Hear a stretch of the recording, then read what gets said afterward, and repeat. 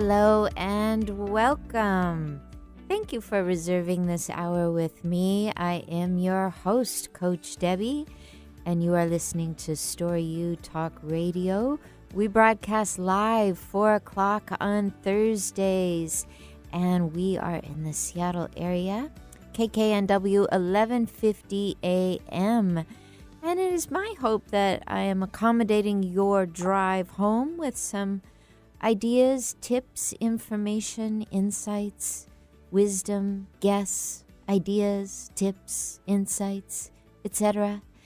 that help you live the life you want, that help you really discover your voice and tell your story. And it doesn't really matter if your story comes through in your brand or if your story comes through in your book or something in between or in a family gathering. I just think it's really, really important to stay true to whatever is your story. So today, I am inspired by a little jingle I heard in my head when I was waking up the other morning.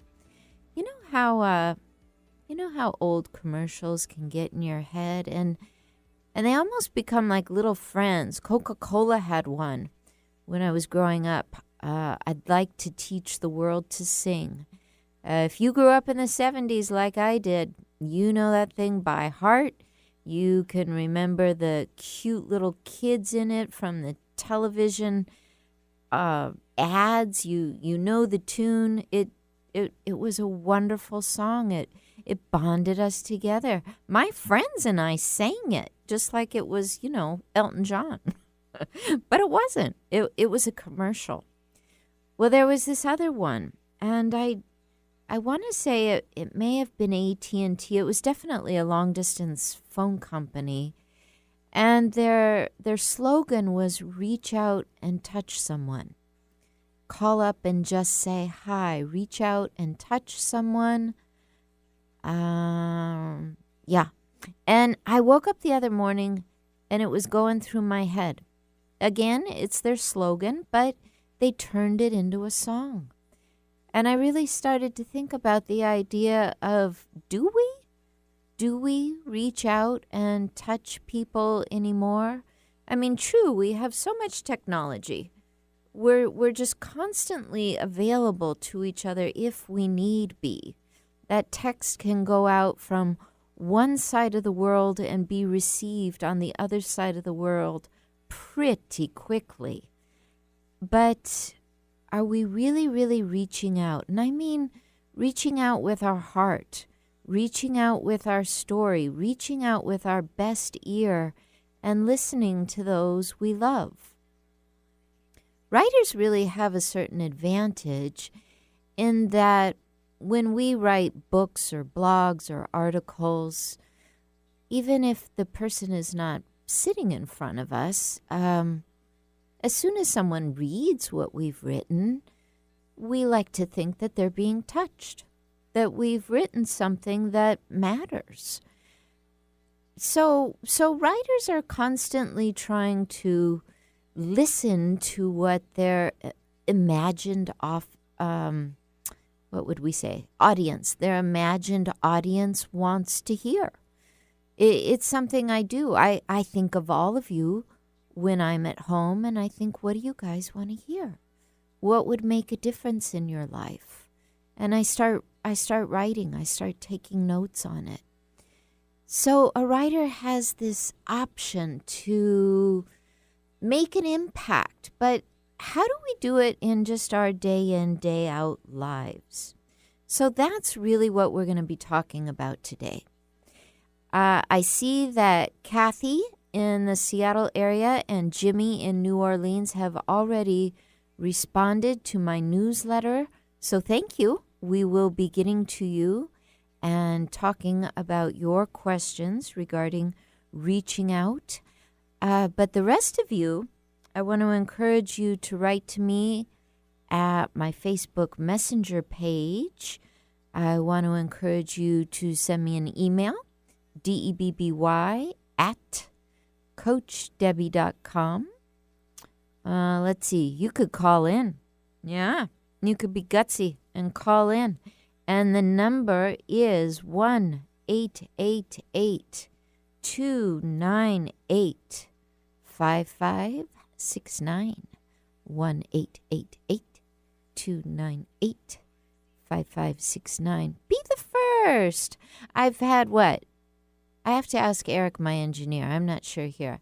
I think we've been doing this about 8 to 10 times now, maybe. We've been meeting up on Thursdays. What do you think? Does that sound right? That sounds about right to me. Yeah. You hear that nice voice? That's Eric Ryder, and he is the man that would be taking your calls if you so choose to call in and offer a question. I'd love to hear from you. So let's think about this concept for a minute. You know what? I just counted it, and we've done 14 episodes together here so far. Have this would be 15. Really? Can you believe it? That went by so fast. Wow. we were both thinking about half that much. So. Yeah, I thought I could still count on 2 hands. Well, okay. It depends on how many fingers you got, I guess. Yeah, just the average. So, okay, that's good to know. So be the first. Call in. Yeah. That's 1-888-298-5569. Or 425-373-5527. Yeah, wonderful. And a couple Great. different numbers that people can reach us on. Cool. Awesome. And that lovely voice by Eric, that's the one that's going to pick up your call. That's right. And I promise to be friendly when I pick up the call. Oh, thanks, Eric. Thanks for getting that all together for That's us. an extra service that I provide just for you and your listeners. Awesome. That's wonderful. Well, that really makes me think a little about my topic here, about that whole cordial hosting mindset that is part of really reaching out to others. This idea that if you're going to reach out, you want to truly be available. So where might you start? There's all kinds of places you can start. Writers always start with their words. It's what we rely on. We rely on a download of words to be with us, and we rely on our presence to come through. I used to be married to a poet who wasn't really someone who prided himself in having words in the moment, but man, oh man, that guy could put himself at his desk, quiet his world down, and in 2 hours, I mean, whatever you were going through, he had the most thoughtful, encouraging, inspiring response. Boy, do I miss that. I mean, really, really a talented person when it came to reaching out to you and hearing where you are. A very talented poet he was. And other people would say that they feel that they're good when they're in the hot seat, when they're made to perform, they're made to speak, that they find their presence and they go for it. But others would like to have some time and to think about it. For those of you that like to have some time, I'm going to encourage you to reach out and offer yourself with letters. And I really mean a letter, text and emojis and all your favorite GIFs and all that good stuff. Those are fun. Those are really fun. But what would it take for you to sit down and offer a paragraph to someone you love when you know they need you, when you know it's time for someone to reach out? Why not it be you? Why not sit down and take a little time to write a letter? In this day and age, my guess is you could even Google something to help you get started, to help you with your ideas. You can always send me an email. I help writers and coaches and speakers and trainers and all kinds of people get to the roots of the words that they really, really want to say. But you know what's always available to you is that true voice inside of you. And it comes through when you're quiet, and especially when you're in the habit of being quiet and really listening to what it is you want to say. If someone needed you, I'll bet you could rely on that own place of yourself in that quiet space where you knew what to say to someone. I can tell you that my mom is truly gifted at this. I can call her up with just any problem in the whole world, and she just puts on her validation tiara and goes for it. You know, I never, ever leave a conversation when I seek out my mother to help me with someone. I never leave and feel like she didn't have a huge takeaway for me. She is great at that. But you know what she's even better at? Is this wild telepathy of knowing when I'm just too afraid to reach out and ask for help. And she calls me.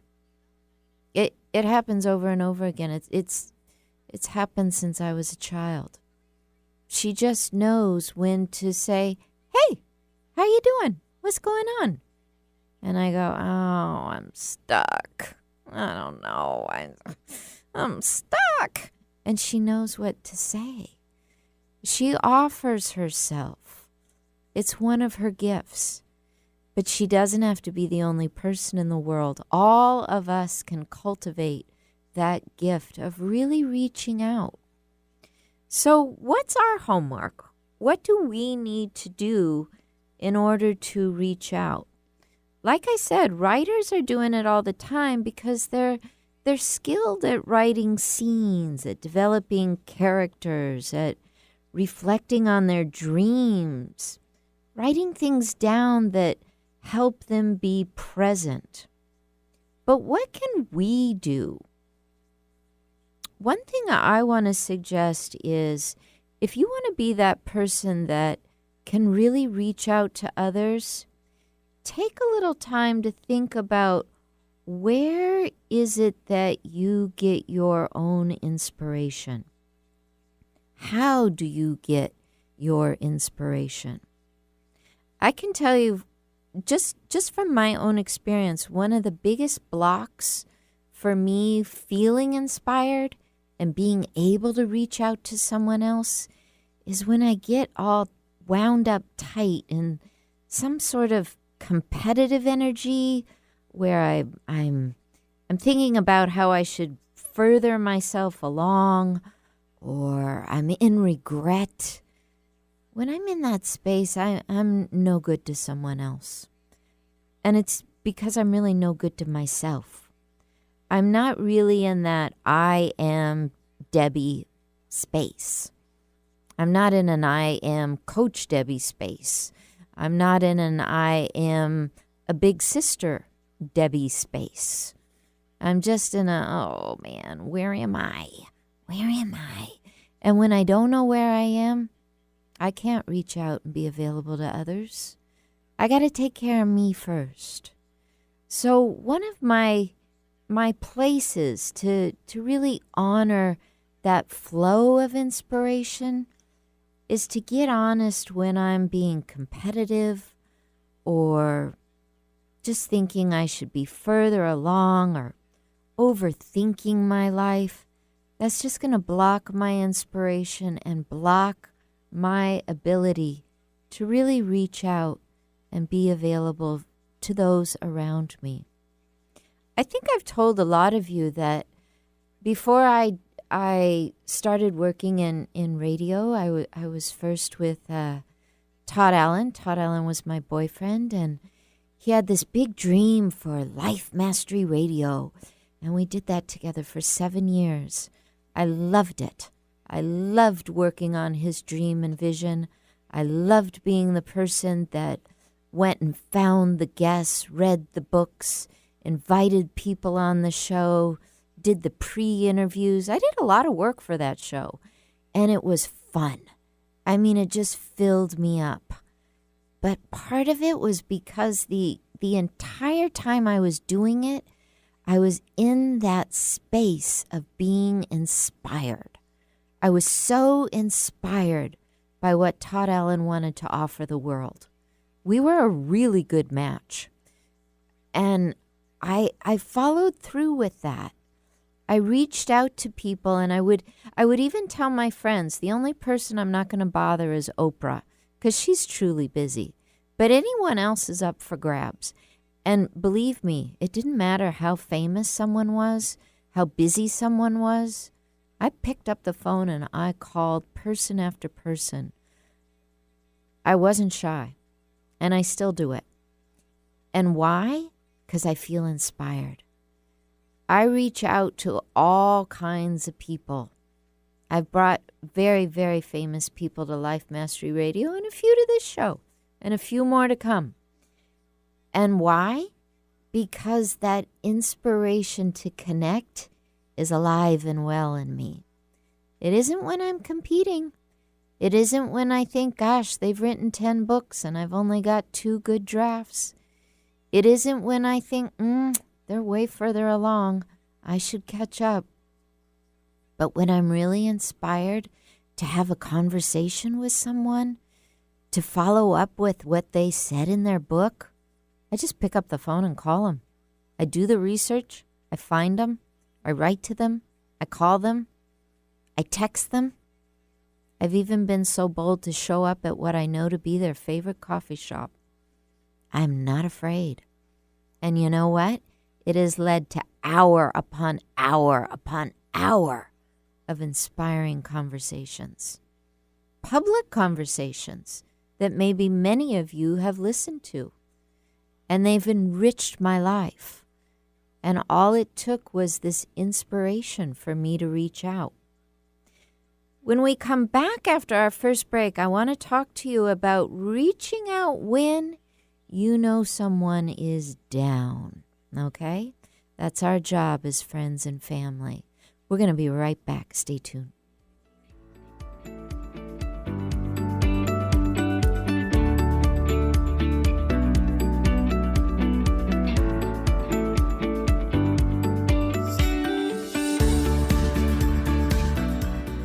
Time to lace up your shoes for the 2019 Komen Puget Sound More Than Pink Walk. Help raise funds for breast cancer treatment, patient advocacy, and life-saving research. The walk starts at Seattle's Seward Park on June 2nd. This inspiring, family-friendly event brings together those of all ages and abilities. Come on out and show your support for those battling breast cancer and those searching for cures. Register today at KomenPugetSound.org. That's KomenPugetSound.org.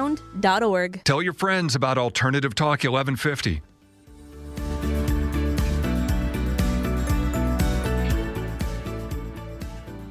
Welcome back to Story U Talk Radio. If you are just tuning in, we're talking about reaching out and touching someone.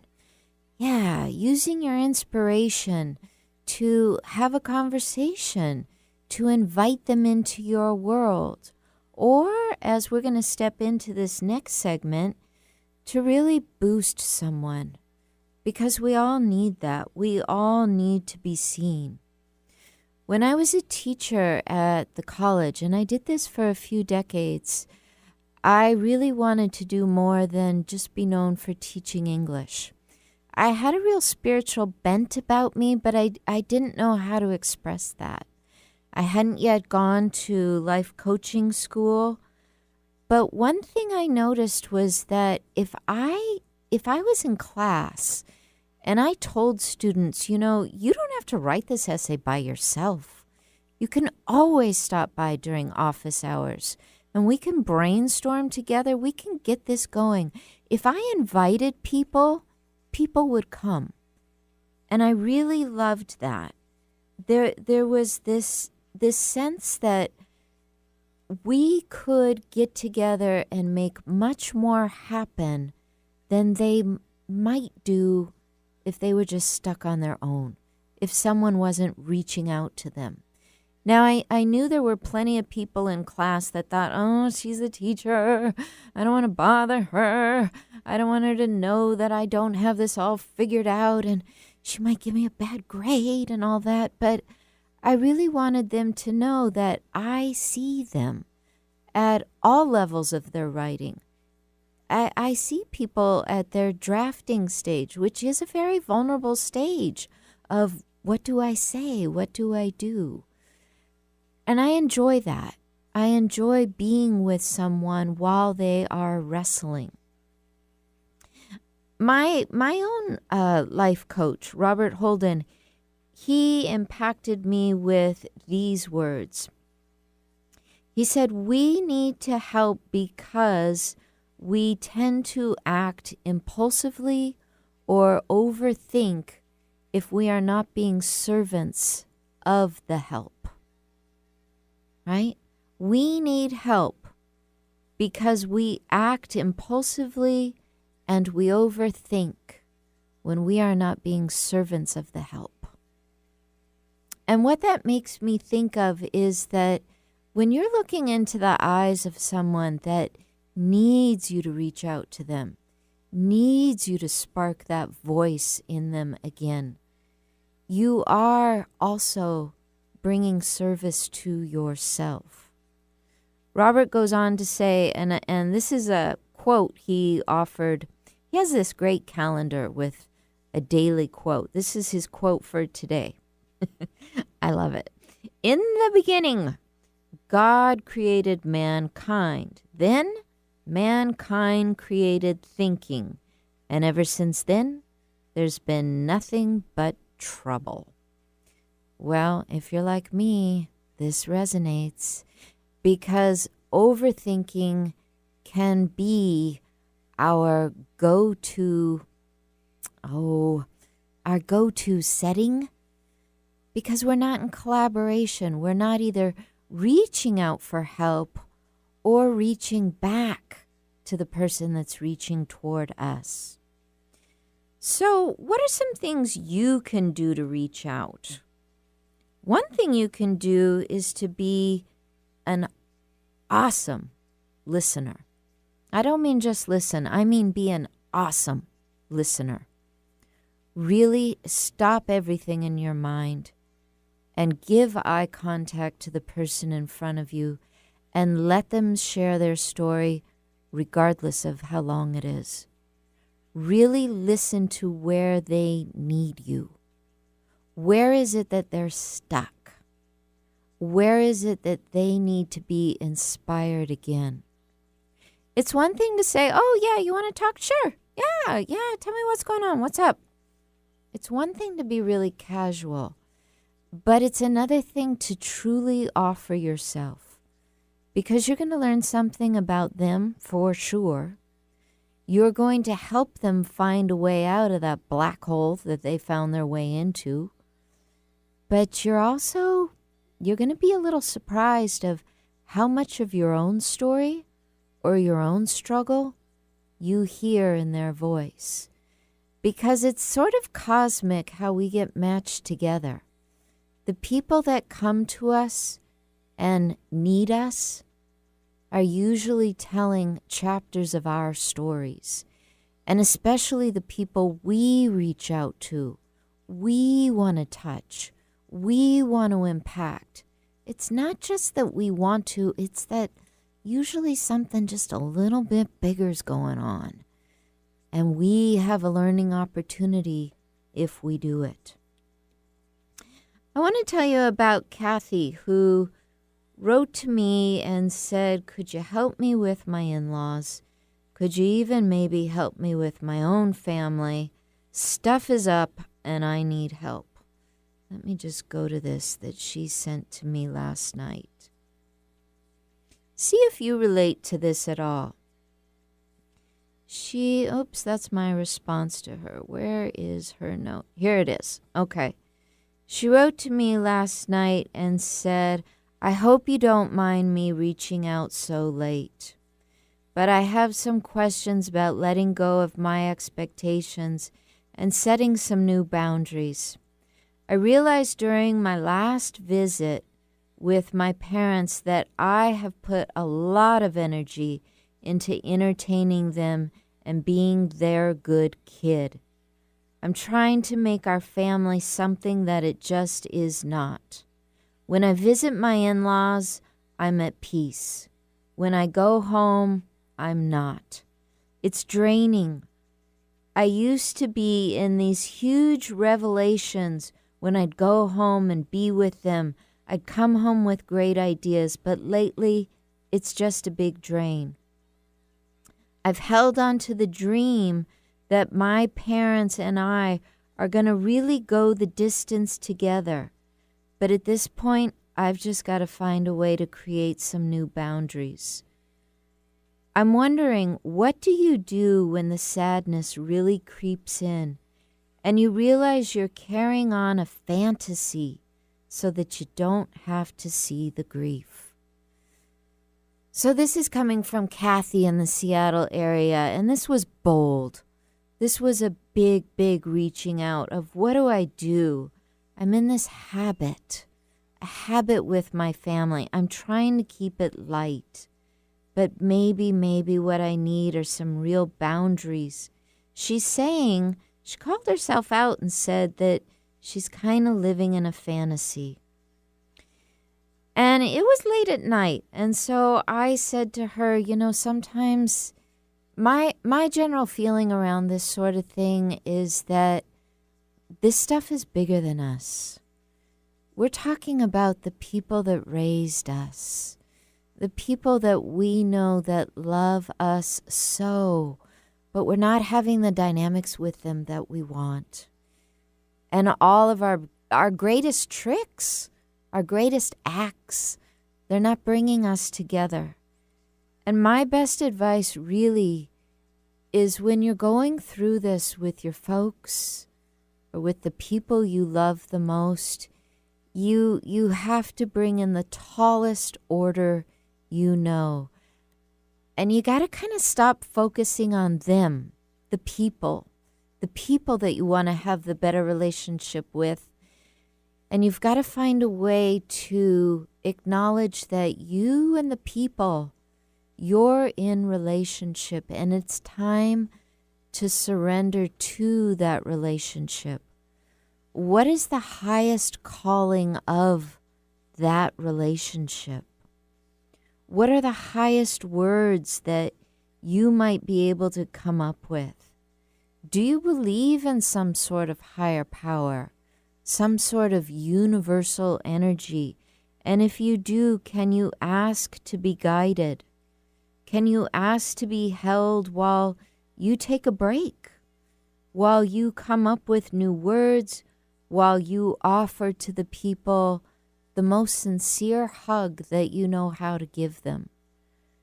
I really think that when we're in, what my friend Laura would call, that's quite a pickle. When we're in that, we got to go big. We've got to ask that the relationship be held, and that we show up as a person in that relationship, but not as the comedian that maybe we've been willing to be. Because, that can kind of glue us together for a while, but at some point it's going to bring us to what Kathy is facing, and that is the fantasy that it's just not working out. We're not communicating.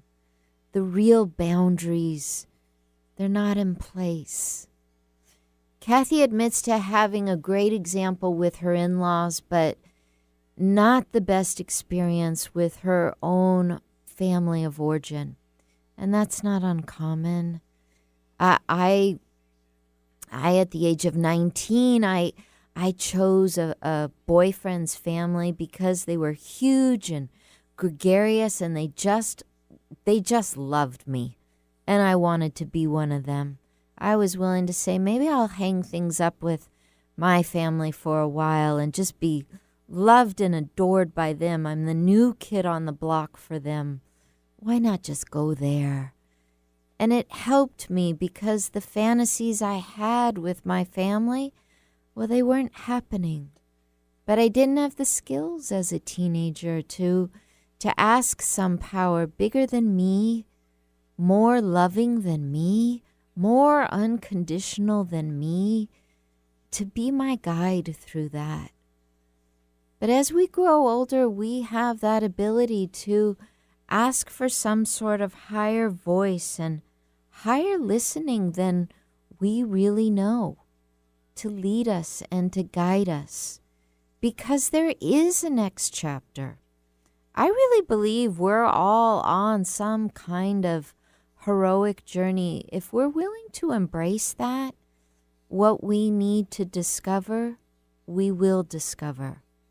And we might choose a very, very challenging road to find the discoveries. But if you're on one with your folks, I just want to encourage you to ask something bigger than you. Ask it for that unconditional love to be brought to that relationship. Sometimes writers, they ask for the biggest voice, the biggest download that they can muster, because they want their writing to count. They want to be in touch with their deepest voice.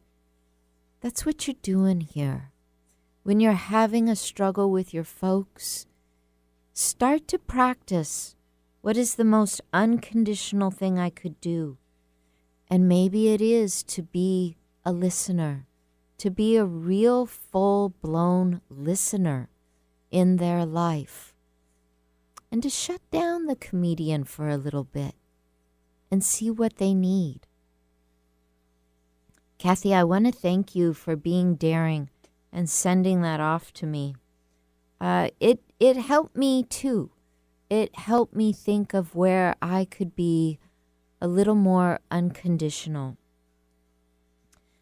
I want to just encourage people that when you're sitting across from someone, when you're really taking time out for them, ask yourself, how could I take even more time? You know? Like if you're thinking of having dinner with someone, and typically that's, an hour and 15, an hour and 30 minutes. Think about saying to your friend, I've got the evening free. Where do you want to go? What do you want to talk about? What would you like to do? Let dinner be the intro, and really block out time to reach out and establish an even deeper relationship with someone. I'm going to do this tonight with my friend Annette. I can't wait. I've got to tell you, I've had this other friendship with my friend Jeanette the hairdresser. She doesn't like to be referred to as a hairdresser. And yet, you know what? She performs miracles with hair. I've had some pretty thick, long hair in my days. And when I've wanted her to pile that up high on top of my head and not let it move and yet be beautiful and curly and dangly in all the right places, there's no one I would go to but her. No one. She knows how to do it. That's one of her geniuses. But on another note, she and I have been reaching out to each other back and forth for 33 years now. And we often do it over dinner. And when we do it, dinner can be 5 hours long. And it's great. It is great to be with someone who listens, who feels inspired by the crazy stuff I go through, and who offers sound advice, but who also wants to receive it, who wants to be in the mix and say, I've got a fantasy I've got to give up. I've got to move on from something. I've learned to take those cues and really hone in and realize this relationship that she and I have been carrying on for 33 years, it matters. It's deep, and I'm available for it. And when I make myself available to dinner and Jeanette wants to go out, I look at my calendar and I block out like 5 hours. And it's a ball. And sometimes we cry right there in the restaurant. And I'm finding new friends to have this with. My new friend, Annette Bond, we we get together and we, to use her last name, bond over all kinds of business ideas, but we also bond over humanity and what is going on in our own experience. We tell each other the truth and we really listen.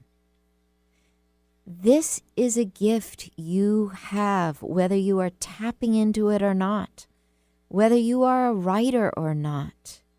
It is something you can ask for help with if you believe in something a little more cosmic, a little more source-based and universal than just yourself. Channel into that and see what happens. See how you are able to really reach out to others and to accept and to be available to when others reach out to you. We're coming up on our second break here. We are going to return and talk with Jimmy, who has written in about something very poignant, and we will be right back. Stay tuned.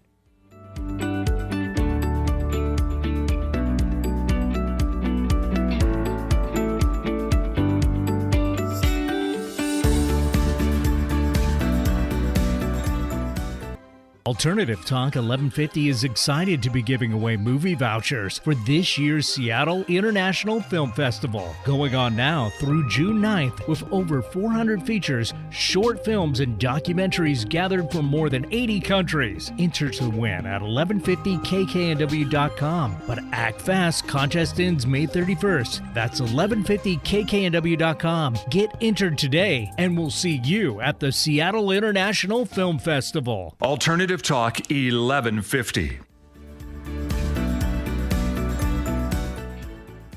Welcome back. This is Story U Talk Radio, and I am your host, Coach Debby.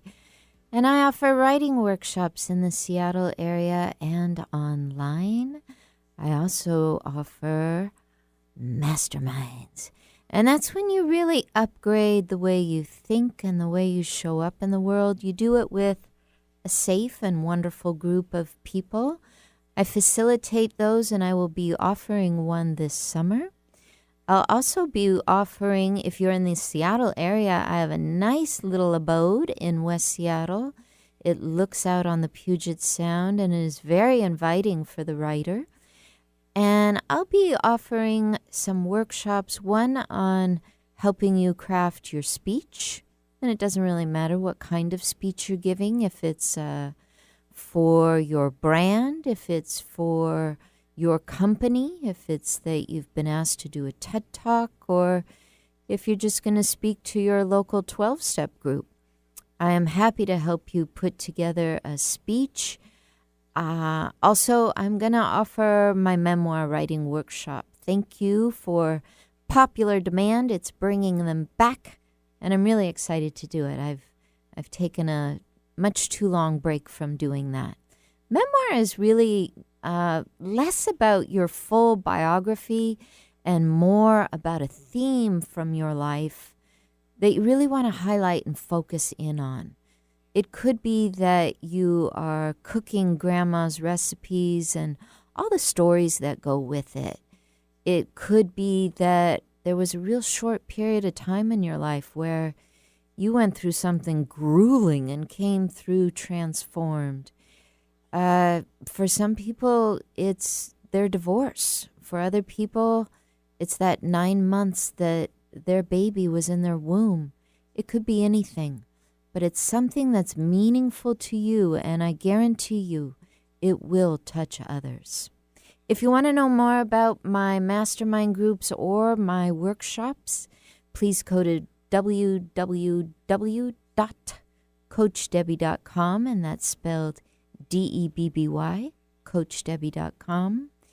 And if you find I'm being sloppy and I don't have the information up there, just send me an email, because I do. I fall behind. I get real human. And I realize I've told you to go there when there's nothing there. So write to me. And my email is debby@coachdebby.com. Just ask me your questions and I'll give you the info. Alrighty, so today we are talking about reaching out and touching someone. These are times when we really, really need to connect, and part of that is because we have a certain level of false connection, relying on technology to fill us up. And one thing I've noticed about myself, have you noticed this about your own phone? That if you ask it to keep track of your time, on the phone, it will. And it will do it for you in categories. I was ashamed when I realized. Now, I am going to qualify it that I do use Facebook almost solely for my business. But still, I was ashamed to find out one day when I was a tad bit bored, I had spent 5.5 hours on social media from the time I got up till the time I went to bed. According to my phone, 5.5 hours. How does someone do that? I don't even like social media. 5.5 hours. So something was going on with Coach Debby. She wasn't very present. All right. She was looking for some false connections. And we do that. And we have to be willing to forgive ourselves for that. To forgive ourselves for the dumb stuff in our life. How we just bump up against the false when we're looking for something real. When we want someone to reach out to us, or we're trying to figure out how to leave our own isolation and reach out to others. One lesson I've learned is that the more I'm willing to forgive myself and other people for the dumb stuff we do, for the dumb stuff I do, the more I'm willing to face and really let go of the big stuff. I mean, it starts with the dumb, but it leads us on to higher terrain and higher road where we can show up a little bit better. And I'm sorry if the people of Facebook are listening. I don't mean to say Facebook equals stupidity. I don't mean that at all. I'm just saying I don't need to be there 5.5 hours. To me, that's dumb. So, without further ado, let's go to Jimmy in New Orleans. This is a really good question. He gives us a little context here before he goes into his question. He says, I love staying in touch with friends and helping to make a difference. When I struggle is where I either am the friend who is in a deep personal quagmire and I don't know how to navigate my way through it because I've had the conversation for weeks or months or even years. It might be that I'm afraid my friends will tire of me, that they'll say I'm sharing the same thing, and that maybe they'll think my struggles never change day after day. I admit I sometimes even get weary from hearing from my own self, and I tell the same story over and over again in my head because really I just don't know how to navigate through that confusion. I bet my friends are tired of hearing from me, so I have a question. How do I stay skillfully in touch and in a real and genuine way using proper boundaries? How do I share and listen deeply but stay within reason? Oh, Jimmy, we all go through this. We all have times in our life when the challenge we're facing is big. And we need more than one conversation. We need more than 5. We need more than 10. We need a bunch. And we need the people that we count on the most. We need them. That is a human need. Connection is a human need. It is real, and there is no shame in having it. There is actually a little shame in the opposite, which is trying to white-knuckle our way through isolation and figure it out all by ourselves and resurface all perky and pretty, acting like nothing happened. There is a bit of shame in that, but there is no shame in going through something and wanting to have a true seeing from someone else, from those people you trust. So I'm going to be frank with you. It's possible that the person you trust the most, whoever that is, can get tired of it. It's possible that they never do because they never tire sharing their own story with you. And the only way you're going to really know is by really asking. Because even when we watch for the cues, we can misread them. If we're looking at our bestie's face and we're trying to figure out, are they sick of this? Are they tired of this? Should I shut up? Should I stop this? Maybe I should figure this out on my own.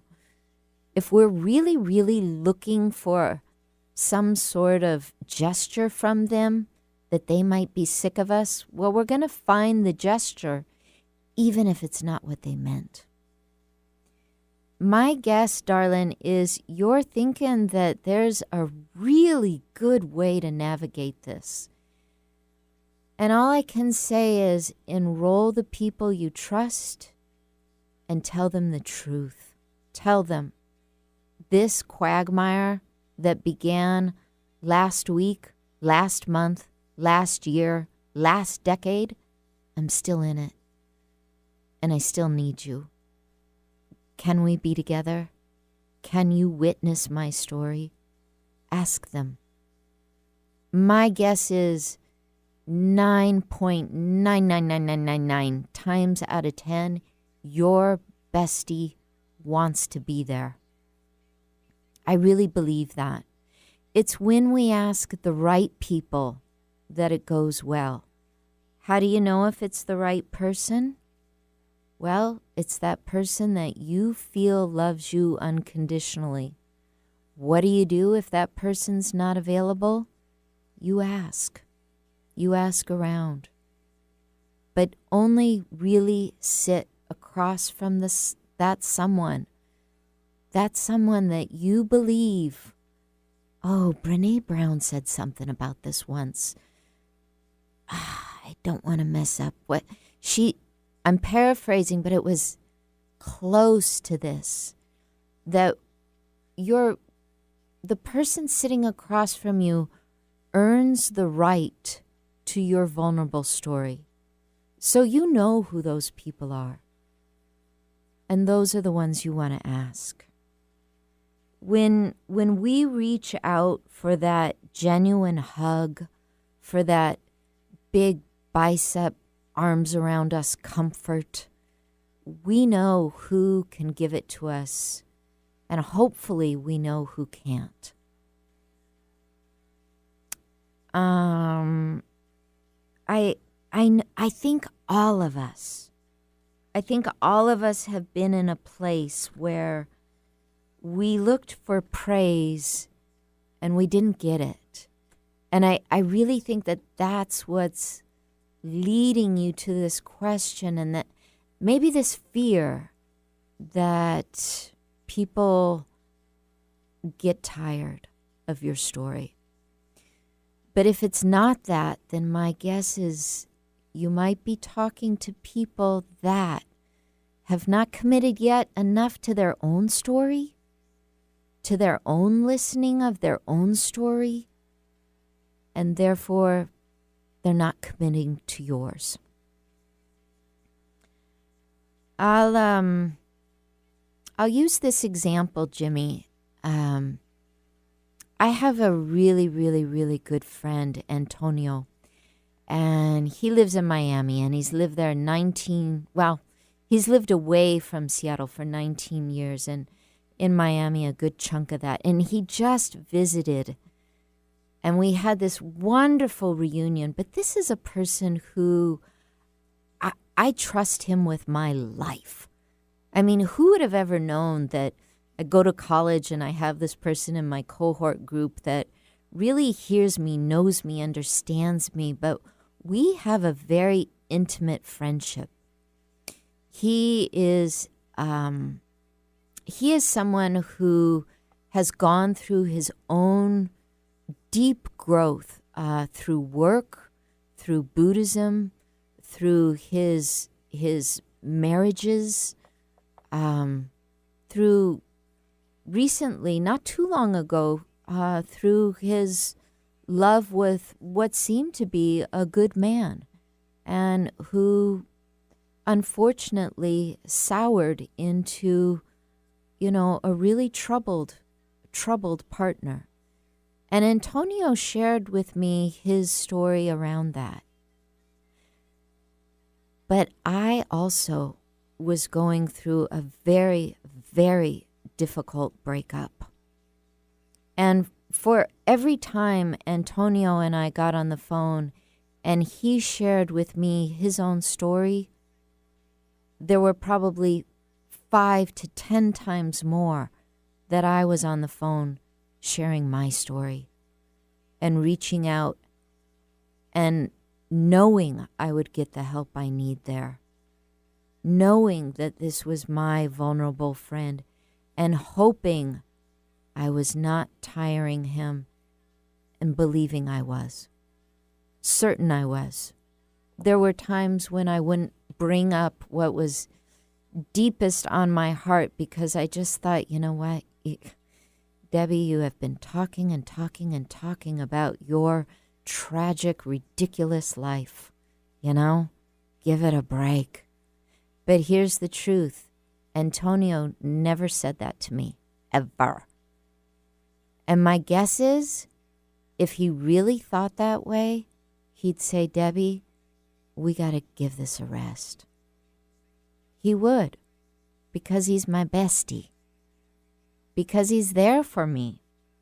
He's that vulnerable one. He gets me. It's really, really easy for us to see the good in people. But I want to invite everyone listening. I say we really step it up. I say that we see the shameful side in our friends and we find a way to love them with everything we've got anyway. While they are in their shame, while they're working out that thing they're so vulnerable about, while they're figuring out how the heck they're going to write about it. I mean, I was in the middle of a book when all this came up for me. And that publishing thing, that whole plan is still on a back burner. But my dear friend sat there and witnessed my shame, and he never stopped loving me. So, Jimmy, I want to tell you, employ your deepest friend. If you can't find one, start with a therapist. They will give you great practice in relieving what's true for you. You'll hear yourself talking. The confusion will start to work out. You'll realize it's safe to reach out, and you'll know where. Thank you so much for joining me. I'll be back next Thursday when we talk about writing your book. We'll be back next week. Bye-bye.